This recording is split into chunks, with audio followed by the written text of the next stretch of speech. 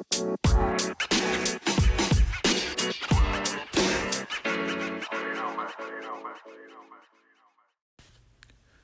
what's going on, everybody? Welcome to another episode of Cincinnati Fan Talk. It's your boy LP here with you. Welcome back to the podcast.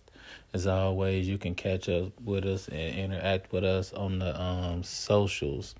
That's Twitter, that's Cincy_Fan Talk, CINCY_Fan Talk. You can go ahead and catch up with us, talk with us about pretty much whatever you feel like talking about. And thank you for catching up with us again on day number whatever this is of the quarantine. For us, it's self-imposed because, up here in the Parker household, I wouldn't say we don't mind just kicking it here, but it be being out and about and getting coughed on and risking all type of stuff out here. Man, to me, it's just craziness going on out there. Like, it's wild. Like, and that's what I'm going to basically talk about today. Like, to me, it's just utter craziness. I see it as selfishness. I talked about this last week. I'm going to talk about it again this week, but I'm going to kind of spin it a little bit. Like, it's a lot of people out here they talking about, getting the economy going back up again and, talking about getting sports going back up again. And I just saw that, they trying to get MLB going back up, talking about it getting going back up in May and, maybe basketball following suit. And to me, this is just me personally, I feel like this is why America won't see sports for a while. It's because we're America. And this is what we do in America. We put the fact that we're Americans and we will prevail and we will overcome because we're American over everything else. And we won't do the bare necessities. We won't do the bare minimum to get us out of where we are. So you take South Korea, for instance. They're about to play baseball, April 20th. They getting it kicked off, They're going to play some preseason games, play some exhibition games, and then they're going to play baseball. But in South Korea, they sacrificed in order to play baseball. And a lot of people are like, well, in South Korea, they're communist and they're used to giving up, freedoms because that's who they are. In America, we wouldn't go for that because this is America. But we're not talking about North Korea. We're talking about South Korea. Democratic. They decided in South Korea, we don't want to take away basic liberties. So what they did was they made sure that they had an abundance of testing for everybody, not just the baseball players, but everybody. They made it a public health issue. So on a basic South Korean person's cell phone, you look at your cell phone in South Korea, up pops testing sites so you can get tested. Testing is prevalent. Hand sanitizing, prevalent, is everywhere. This is stuff that's commonplace. Using masks, commonplace. Testing your temperature, commonplace before you go into buildings. All of this stuff is commonplace. So all of this stuff was stuff that everybody did before they thought about baseball. Quarantines, commonplace, before they thought about baseball. You think about all that, and you think about all the precautions that they're taking now to play baseball in South Korea. If anybody, from the person who's the number one pitcher on the team, to the custodian, to the accountant of the team. If anybody tests positive, they're shutting the league down for 14 days. Now let's look at MLB's plan. You're going to take 30 teams, stick them in one city. Bad idea from the start. And then, in a country where testing is not prevalent in this country, we're going to mass test baseball players. We're making a bad idea, and we're making it even worse. And then, to top it all off, if somebody tests positive, we're not going to shut the league down. But instead, what we're going to do is we're going to expand the rosters. Now think about it. You have 9 players on a team, right? So you have 9 players on a team. And then those rosters, you might have you might have about 24, 25 players on the team. So you're expanding the rosters to what, like 40 players on each team? A horrible idea. In America, we just have this thing where we automatically think that if we're Americans, we need baseball, we need football, we need basketball. We need these things in order to get through what we're going through. But really, what we need restraint.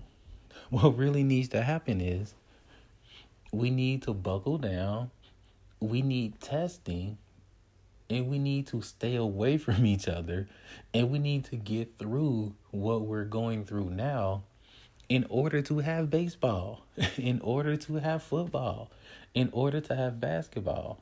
Like, we need self-sacrifice now in order to have these things that we want later. We can't have both. And that's what we don't understand as Americans. So for me, and this is me personally, that's why I feel like we're not going to have sports for the foreseeable future. I feel like what's going to happen is we're going to try to start the sports too early and are going to get shut down. I don't see football happening because we're going to try to start it too early and then it's going to get shut down. I mean, think about football. I mean, college football is out the window. I mean, in order to have college football, you need college players. The college football players, they aren't even on campus right now. My daughter goes to Ohio State. She can't even have summer classes. Their summer classes are going to be virtual. So all of the college players for Ohio State, they're not going to be in class. They're not going to be in school. They're going to be at home. So the soonest they're getting to school is August. I mean, the games start in August. I mean, and you can't have fans. Your college fans are in college. I mean, I feel like the college game is going to be out of the window. And Kirk Herbstreit, I feel like he saw this before a whole lot of other people did. I just feel like it's going to be really tough to have sports seasons just based on the fact that Americans have shown throughout history that we're not really willing to sacrifice. I mean, not since like the 1940s, World War II, when, you saw people in history like rationing and sacrificing then, but nowadays people aren't sacrificing. You can see that now, like, people won't even sacrifice going to church. People won't even sacrifice going to like a party in downtown Cincinnati. You see people like on YouTube posting at parties. We saw the ignorant guy out there, and quiet as it's kept, those people that are sneaking off the church, they're just as ignorant. I mean, they are. They're put in the exact same box. People don't want to do that, but they are. They're in the same box. I mean, forget the color of the skin. They're all endangering us. No matter what they look like, no matter what they're talking about, no matter what their hair looks like, they're all endangering us. So let's not get it twisted. We won't even sacrifice for that. So, what makes you think that we're willing to like sacrifice test or sacrifice staying indoors long enough to get to May or June where we can actually see a baseball game? I mean, I just don't see it. I don't see it happening. Like, other countries have us beat on the discipline thing. They just do. South Korea, they're they just have the discipline to be like, look, we're gonna stay indoors, and their government, they have their back. They're testing the average citizen. They're putting the average citizen above their athletes. And here, it's the exact opposite. I mean, how does it look for an entire baseball league or an entire basketball league to have all of their athletes get testing while the average Joe who's working at Kroger, who deserves to have all of their staff get testing, they're sitting here working every day, interacting with people, getting coughed on every day, and they're not getting tested. But they have to go home and watch a basketball game or a baseball game, and they've all been tested like 4 times before they got to play. I mean, it's worse than ridiculous. Like, in what world would that happen? Like, how tone deaf will Rob Manfred have to be in order for that to happen? At least Adam Silver gets it. He's like, look, in order for us to play, one, rapid testing needs to happen. And two, there's no way that we're going to be able to play without there being enough tests for everybody. He's already said that. He shut down his league when one person tested positive for coronavirus. He did that quickly, and everybody followed suit. I feel like MLB is just dropping the ball. I mean, it wouldn't be the first time they dropped the ball on something like this. So, I mean, look at the Houston Astros. I mean, there's just nothing but them dropping the ball all over the place when it comes to the Houston Astros. So, I mean, when you really think about it, why wouldn't they be just as tone deaf on something like this? The only problem is on this is not only tone deaf, but this is like public health deaf. So I feel like they need to check themselves, and we as a country, we really need to prioritize what's important. I mean, how could watching a baseball game be more important than your public health? I mean, it's like I said, it's worse than ridiculous. We'll be right back. Cincinnati Fan Talk. Go ahead and pay some quick bills. We'll be right back.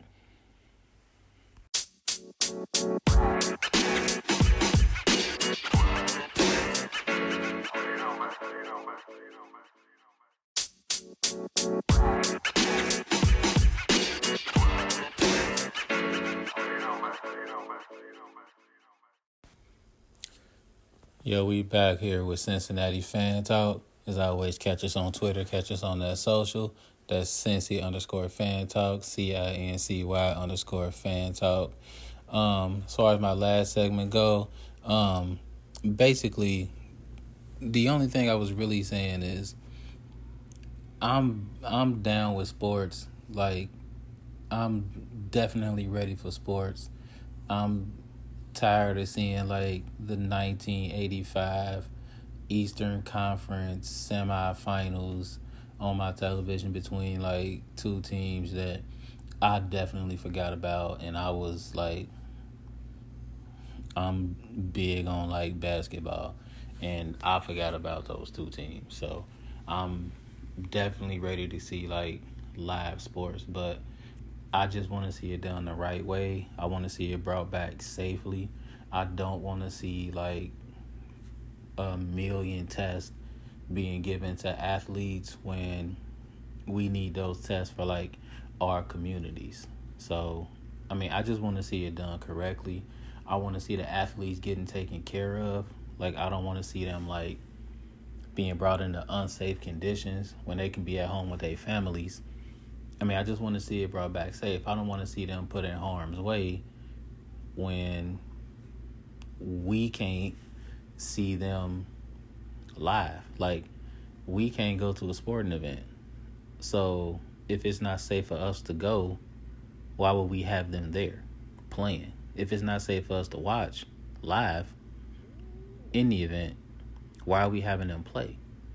It just doesn't make sense to me. Like, I just see it as something that's selfish. Like, we need to get through these times in the way we're doing it now, in our homes, just like the athletes do in their homes. I mean, that's just the way I see it. And you don't have to agree. I mean, I'm definitely down for a dialogue. I mean, maybe somebody can tell me something I didn't really think of, and we can kind of like talk about it that way. So I would like to hear it differently. So, I mean, that's just the way I see it. I've been trying to watch a lot of classic sports. I've been watching a lot of movies instead because I can't really do classic sports. Like I was saying before, it's hard for me to sit down and watch the 1994 Western Conference semifinals. Like, unless it's like, unless it was like a humongous moment, I can't really sit down and watch it. And lately, that's what's been airing. Like, I can't, I just can't do it. Like, for instance, I can sit down and watch Kobe's 81-point performance against the Toronto Raptors. I can watch that. It's historic. Like, it's a difference between a historic performance and just like an old game. I feel like there's been like a big liberty. There's been like a lot of liberties taken with the word classic. Nowadays, we're really quick to say, oh, this is going to be a classic when it was just a good game. Like, I swear, the ACC network showed Notre Dame played Toledo. That's just a game. Like, it went to overtime. The only people that wanted to see that game were people that like Toledo and people that like Notre Dame. And that's no disrespect to either one of those fan bases. It's just that I have nothing invested in that. Quick channel change. I mean, unless you happen to have money on that game that day, and if you took the over and they didn't hit it, why are you watching that game? It make no sense to me. Like, I feel like the Big Ten Network, I feel like they do it right because they say Purdue Football Classic. They telling you flat out, this is a Purdue Football Classic. If you're a Purdue fan, sit back, relax, get some popcorn. You are going to like this game. If you're not a Purdue fan, keep it moving. I feel like they do it the right way. The Pac-12 network, they do it the right way. Pac-12 Classic. They're putting themselves in a demographic. This is our classic game. Like when they're showing like Ohio State Classics, I'll watch some of those. Honestly, I can't watch most of those because most of those I'm like, I know what's about to happen. It was a good game, but for the most part, I know the outcome. It was big then. I don't really care about it now, with a couple of exceptions. Show me the Ohio State-Miami game, Fiesta Bowl National Championship. I'm watching that entire game from start to finish. Like, you can say whatever, Ohio State luck eyes, I don't care. National champs. You can call it lucky, whatever. National champs. We got that one. So, yeah. Hey, I'm an Ohio State grad. That's my team. So, we'll take that one. I'm watching that game. Kansas and Syracuse. They showed that national champ game. I was kind of interested to see Hakeem Warwick. Kind of interested to see Melo. Kirk Heinrich was on the court. I mean, it was a little interesting. I couldn't watch the whole game. I mean, it didn't hold my interest. For the most part, it has to be like a classic performance. Even now, even though there's like no live stuff going on, I really just cannot sit back and watch a game that's deemed quote unquote classic. I don't know how people can just sit back and live tweet like, "Hey, guess what's gonna happen next?" Like, that's tough for me to do. Like, I mean, for me, I have to be in the moment. Like, it has to be live. There needs to be drama. There needs to be suspense, or it had to be a huge game. 2006 Rose Bowl, Texas USC. I get that. That was historic. That was one of the best games ever. And I would like to have known the different perspectives. Like when Mac Brown was talking about, what happened, what they were talking about in halftime. I like to read that on Twitter. Like, that was good stuff. I get that. So for me, when we say classic, I need to see classic for the upper echelon type games. That's what I need to see it on. It just seems to me like nowadays we're throwing classic on everything. If a game goes 2 overtimes, it's automatically classic. Not necessarily. For me, classic involves extremely high stakes. Classic involves great moments. I mean, a classic game for me personally, Sweet 16, Kansas State, Xavier. A lot of people don't talk about that being a classic game in tournament history. That was a classic game. Jacob Pullen, Tu Holloway, that was a classic game. A lot of people don't talk about that game. But for the stakes that it was in, for the moments that it produced, it was a classic game. I would have loved to have seen that, in this round of tournament, seeing as though there was no tournament that had been played. I mean, I was surprised it didn't air, but I mean, maybe I'll hit YouTube and catch it. But that's what makes it hard for me to watch a lot of the quote-unquote classic stuff they're showing now. There is a lot of boxing coming up, though. Definitely going to catch that. That's what we call classic. Ali Frazier, the Tyson fights, classic stuff. Definitely, definitely, definitely catch that. When we talk classic, that's what we're talking about. The best part about that stuff, that's when boxing actually used to come on like network television. Like, not the Tyson stuff though. Starting with Tyson and stuff like that, you had to pay for that. Back in the day, boxing used to actually come on primetime television. That's what my uncles tell me. That's what they say. Back in my day, back when I was coming up, you had to pay for that. That stuff was pay per view. That's the way it is now. So I'll talk to my unks about that. See if they're telling me the truth or not. So pay a couple more bills. Let Anchor do their job. Definitely get that Anchor app. It makes this whole thing so much easier, by the way. And we'll be right back. Cincinnati Fan Talk. Catch you in a second.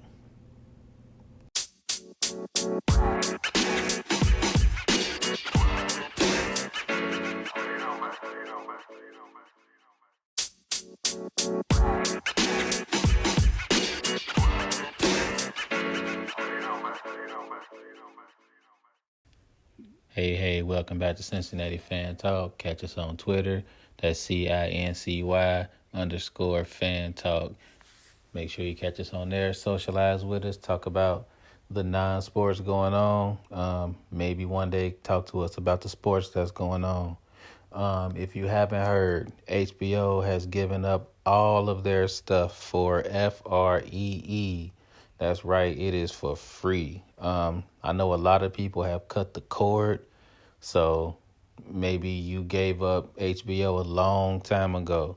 So if you're tired of watching the classic stuff, if you're tired of watching the old UFC, tired of watching the old school basketball, you might want to get up on that. You might want to start watching some HBO. I know you've been checking out The Sopranos. I know you've seen that before. Um, I'm a Wire head myself. I've seen every single episode of The Wire about 57 times. So that's definitely my thing. Me personally, I never let go of the cable because honestly, I can't give up the sports and I'm too lazy to go hunting for like other channels and all of that stuff. So I never let loose of the cable. Thought about it a whole lot. Definitely sick of paying this much for cable, but hey, been doing it. So if you haven't had HBO for a long time or you never had it, and you thinking about copping the free HBO because it's out there, I got three shows for you. They like, some would say, under the radar shows, but they three shows that I've caught on to and I've watched, I would say, a lot. This first show, I I would say I've watched a lot recently. My wife kind of put me onto it. The other two shows, they kind of like my sneak picks. So the first show, the ladies like it a lot. I just kind of caught hold on to it. It's called Insecure. I wouldn't say it's like a sneak peek nowadays because Issa Rae is blowing up, but me personally, I thought it was more of like a chick thing because I just thought it was for the ladies. Caught my wife watching it a couple of times. So I'm like, I'll just go ahead and give it a watch. Honestly, I've been hooked. So it's basically like a couple of ladies in their mid-20s trying to navigate LA, but it got like a whole lot of different layers to it. Like a couple of black women trying to navigate things, but it's a lot of different layers. And no matter what race you are, I feel like you can really relate to it. Um, I feel like it's from a female perspective, but you got to kind of look a little bit deeper. And if you do, it's more than the female thing. I kind of put it like that. Season 3 is coming on Sunday. The first the first episode of season 3. Um, if I were you and you haven't seen a single episode, I would definitely catch season 1. It's ridiculously funny. Um, Hilarious to me, but it has like some scenes that kind of make you really think. So that's my first show. The second show, I was surprised they canceled it. It was really good, and it's kind of dark funny. The show is called Hung. It only lasted 3 seasons, and a lot of my friends got on me, and they're like, "You watched that show?" I'm like, "You gotta watch it. Like, you gotta watch it to see how funny it is. It's kind of dark, and like the content is kind of strange, but once you watch it, you can appreciate like how funny it is. It's just kind of weird. So it's this guy, like he was kind of like the man. He was like this basketball coach, and he lost his job, and he has these 2 kids, and they're twins. So he lost his job, and well, he didn't. Well, he was about to lose his job for the most part, and then he ended up getting a divorce, and then he pretty much lost most of his house in a fire. So he ends up taking this job as a prostitute after he goes to this self help like class, and from there, like it takes a turn because he realizes he has a, let's call it a gift. We'll put it like that. He finds out he has a gift, and it is very well written. And like the lead actor Thomas Jane, he was kind of in the running for a lot of like awards and whatnot, but they cut it short after 3 seasons. It it's a surprisingly funny show, and it's one of those shows that you kind of look at like, I didn't think it would be as good as it is because of what the content is about. Like, it just kind of surprises you. Like, it's one of those underrated good shows. HBO is really good at doing that. So that's my second show. And the third show, I'm just surprised like nobody's it seems like so many people haven't seen it. Like, it it just surprises me. Like, every time I talk to people, they tell me like, "What are you talking about?" Like LP, what? Huh? So this show was called Treme. David Simon, like the guy that wrote and like produced The Wire. Well, he created The Wire. He also created Treme. So it's set in New Orleans, and it's set post Katrina. So after Hurricane Katrina is when Treme is set. So Treme, if you don't know, is a neighborhood in New Orleans. And the characters in this show are from, well, mostly from this neighborhood. And pretty much what The Wire covered, for the most part, is what Treme covers. It covers the education system in New Orleans. It covers crime. Like it covers like the Indian population in New Orleans. I mean, it just gets so deep. Like, and the music is, I mean, as you would expect. I mean, the music is just awesome. But it just speaks to like the level of like what's so great about New Orleans. And then on the other hand, like there's just some elements of New Orleans to kind of make it kind of rough. And David Simon did a great job of covering everything. Like he didn't leave a stone unturned. So I would definitely recommend that you catch that show. So those would be my three picks. Like those would be the three picks that I would say that you catch on HBO. And what we're gonna do is go ahead and head out. So that's gonna be my time for this week. So hope you guys enjoyed the show. Um, Make sure you check us out next week. We'll be here about the same time, Tuesday nights. Until then, make sure you check us out next week at Cincinnati Fan Talk. It's LP, and we are out. Catch you next week.